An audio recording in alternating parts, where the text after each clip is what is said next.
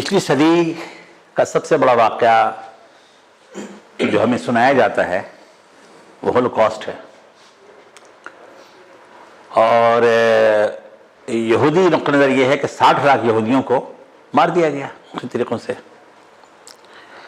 اور ویسے مجموعی طور پر پچھلی صدی کے 2 عظیم جنگیں ہوئیں، اس میں تقریباً 12 کروڑ افراد دونوں میں مل کر مارے گئے یا شدید زخمی ہوئے. ان میں سے کون سی جنگ ایسی ہے جس کا تعلق غلبہ دین کے کسی مطالبے کے تصور سے ہے؟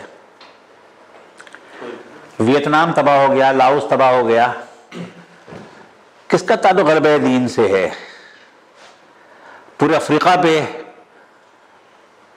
موت چھائی رہی. ابھی چند سال پہلے روانڈا وغیرہ میں ایسا جینوسائیڈ ہوا کہ تقریباً 1 ملین سے زیادہ افراد بلا وجہ قتل کر دیے گئے. اس کا کیا تعلق غلبہ دین سے ہے؟ اچھا، ابھی آپ نے فرمایا کہ یعنی غلبہ دین کی جو کوشش ہے اس کی اہمیت پر بات کی، اسلامی نظام حکومت کے قیام پہ بھی بات کی. بعض لوگوں کی رائے یہ ہے کہ یہ اس کوشش یا اس جد و جہد میں شامل ہونا جو ہے یہ کوئی فرض نہیں ہے مسلمانوں کے لیے. کوئی کر دے تو اچھی بات ہے، جیسے فرض کفایہ ہوتا ہے، یعنی نماز جنازہ میں جس طرح کچھ لوگ ادا کر لیں اگر تو وہ سب کی طرف سے پورا ہو جاتا ہے.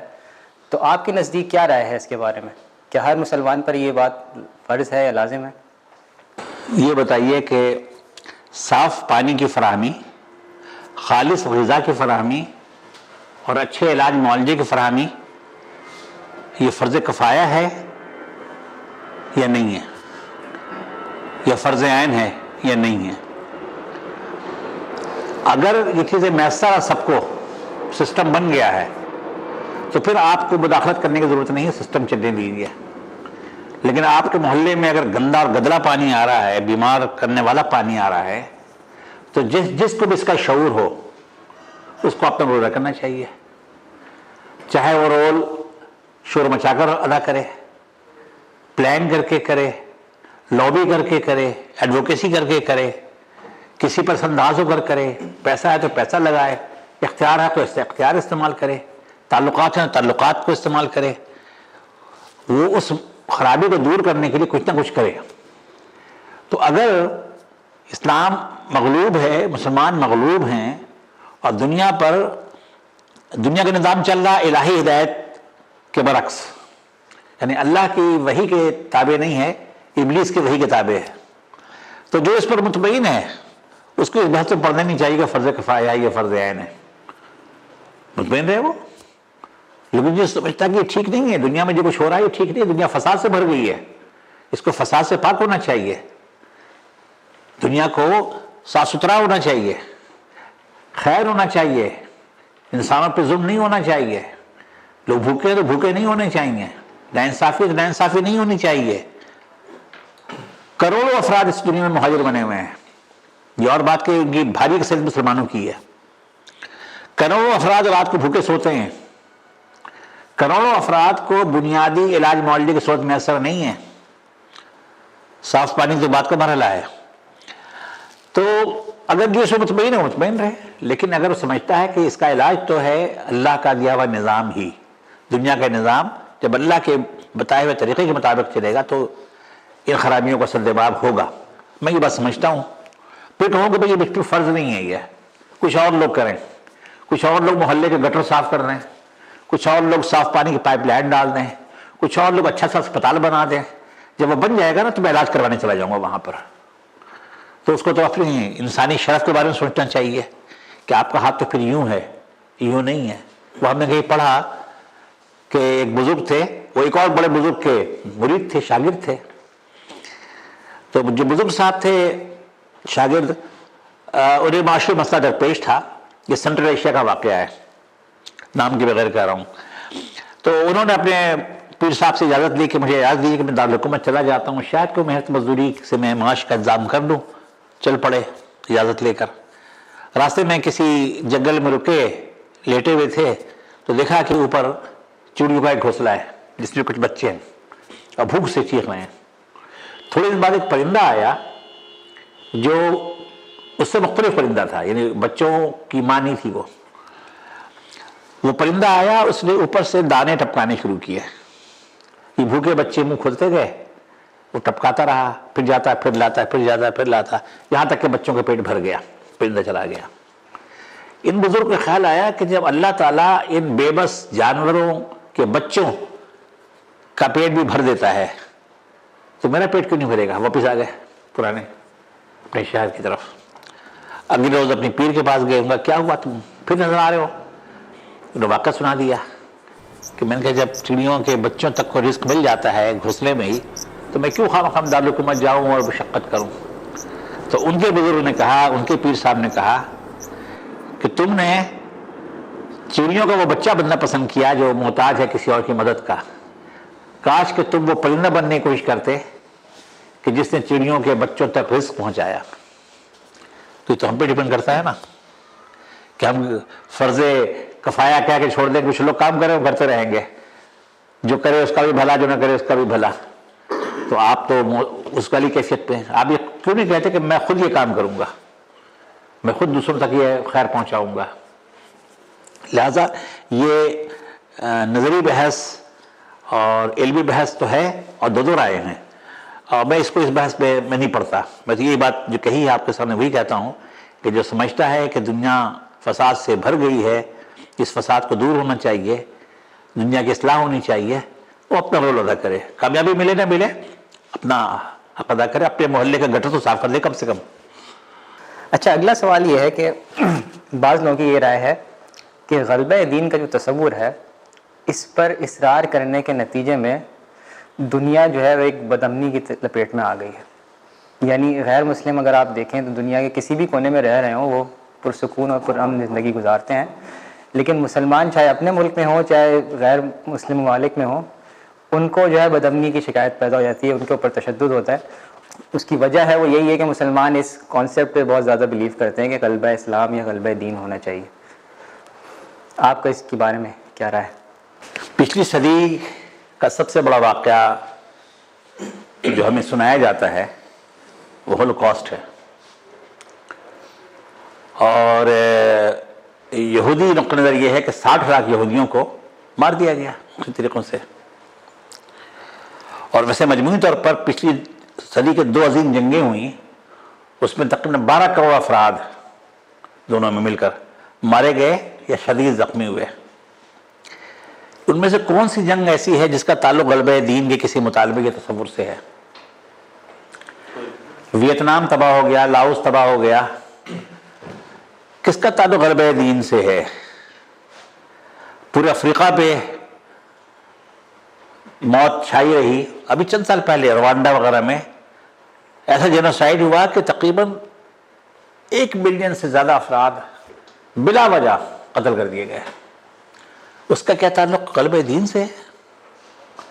اور غلبہ دین کا تصور اگر کہیں ہے تو اس کی قیمت مسلمان دے رہے ہیں نا، باقی دنیا تو نہیں دے رہی ہے۔ جیسے کہ میں نے کہا کہ دنیا میں کروڑوں افراد ہیں کہ جو بے گھر ہو گئے ہیں، ان کی 90% تعداد مسلمانوں کی ہے، تو باقی دنیا کو کوئی فرق پڑا نہیں۔ اچھا، مسلمان کیا غلبہ دین کی بات کرنا چھوڑ دیں تو یہ بڑی طاقت ہے کہ مسلمانوں کو چھوڑ دیں گی؟ جو 18ویں اور 19ویں صدی میں اور 17ویں صدی میں یورپی اقوام ہلہ بول کر کے آ گئیں ساری دنیا پر، ایشیا پر، مسلم ممالک پر، اور قبضہ کر لیا، تو کیا غلبہ دین کو روکنے کے لیے آئی تھیں؟ وہ تو لوٹ مار کرنے آئی تھیں۔ انہیں وسائل چاہیے تھے، خام مال چاہیے تھا، اور جو اس خام مال کو پروسیس کر کے فنش بنا دیں تو اس کی مارکیٹ چاہیے تھی۔ انہیں وہاں کے منرل چاہیے تھے۔ افریقہ میں جو مارا ماری ہے بیشتر جگہوں پر وہ وسائل کی وجہ سے ہے۔ کہیں یورینیم نکل آیا ہے، کہیں ریڈیم نکل آیا ہے، کہیں سونا نکل آیا ہے، کہیں ہیرے کی کانیں ہیں، اور حکومتیں تو حکومتیں، بعض ملٹی نیشنل کمپنیاں اور تجار ہیں کہ جنہوں نے باقاعدہ اپنی کرائے کے فوجی اپنی بھرتی کر رکھے ہیں، مرسنڈیز بھرت رکھے ہیں، جو ملکوں کو تختے لٹواتے ہیں اور بلیک میل کرتے ہیں۔ تو غلبہ دین سے اس کا کیا تعلق؟ اور مسلمان بیچارے غلبہ دین پر متفق ہو جائیں تو 1 ارب 80 کروڑ یا 70 کروڑ مسلمان ہیں، اگر متفق ہو جائیں تو دنیا کے کسی خطے میں تو غلبہ دین ہو ہی جائے گا نا۔ پھر اس کے بعد پتہ چلے گا کہ کہ وہ غلبہ دین عالم انسانیت کے لیے باعث خیر بنا یا باعث شر بنا، اس سے دنیا میں فساد بڑھ گیا یا کم ہو گیا، انسانی دکھوں کا مداوع ہوا یا نہیں ہوا۔ ایک مفہوم سا خوف پیدا کر کے، جیسے مسلمان ٹیررسٹ ہوتا ہے، اب دنیا میں مسلمان ہی مارے گئے، گزشتہ 20 سالوں میں 30 سے 60 لاکھ کا کیا اعداد و شمار بیان کی جاتے ہیں، اتنے مسلمان مارے گئے ہیں، وہی ٹیررسٹ ہیں۔ کوئی 8 کروڑ قریب افراد جو ہیں متاثر ہیں، کچھ اپنے ہی ملک میں بے گھر ہوئے ہیں، کچھ دوسرے ملکوں میں گئے ہیں، 90% مسلمان ہیں، مسلمان ٹیررسٹ۔ مختلف ملکوں میں واقعات ہوتے ہیں، کثرت سے ہوتے ہیں کہ اسکول میں ایک لڑکا اٹھا، اپنی کلاس کے لڑکوں کو مار دیا، اپنے ہی ٹیچر کو مار دیا، اپنے ہی خاندان کو مار دیا۔ وہ کہتے ہی پاگل ہے، نفسیاتی مسئلہ ہے، وہ ٹیررسٹ نہیں ہوتا۔ لیکن ایک مسلمان کو اگر فرض کیا کہ پکڑا جائے اس طرح کے واقعات میں، وہ ٹیررسٹ ہوتا ہے، اور خبر آتی ہی اس سے ہے کہ ایک مسلم ٹیررسٹ پکڑا گیا اس کام کے لیے۔ کل جرمنی میں 6 لوگ مارے گئے ہیں، ایک شخص نے مارا ہے، وہ فیملی فیوڈ ہے، جھگڑا ہے اس نے کہا۔ تو میں نے دیکھا ٹیررسٹ استعمال نہیں ہوا، تو میں سمجھ گیا کہ مسلمان نہیں ہے وہ، پھر ورنہ ٹیررزم ہوتا ہو۔ تو اصل میں یہ بھی بڑا مسئلہ ہے کہ دنیا میں ابلاغ کے ذرائع، حکومتی وسائل، اور اب تو بین الاقوامی ادارے سے بنا دیے گئے ہیں کہ جو طے کرتے ہیں کہ آپ ٹیررسٹ ہیں کہ نہیں ہیں۔ مثال دیتا ہوں چھوٹی سی، FATF نام کا ایک ادارہ ہے جس نے پاکستان کو گرے لسٹ میں ڈالا ہوا ہے، یعنی پاکستان میں اس بات کا خدشہ ہے کہ ٹیررسٹ فائنانسنگ کروا لیتے ہیں، پیسہ آ جاتا ہے چلا جاتا ہے۔